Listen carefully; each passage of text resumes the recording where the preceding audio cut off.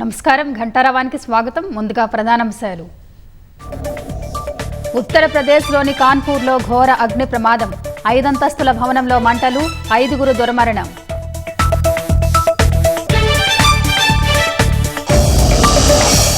కాల్పుల విరమణ ఒప్పందం ఉల్లంఘన దినచర్యగా పెట్టుకున్న పాక్. ఎల్ఓసి వెంబడి 11వ రోజు కవ్వింపు చర్యలు, తిప్పికొట్టిన భారత్.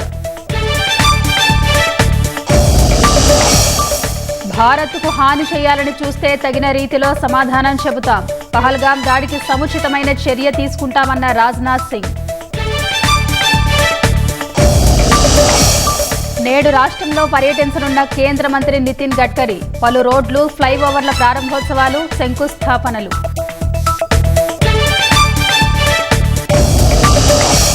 ఇవాల్టి నుంచి రాష్ట్రంలో రైతు ముంగిట్లోకి వ్యవసాయ శాస్త్రవేత్తలు. యూరియా వాడకం తగ్గింపు, పంట మార్పిడి సహా 6 అంశాలపై అవగాహన.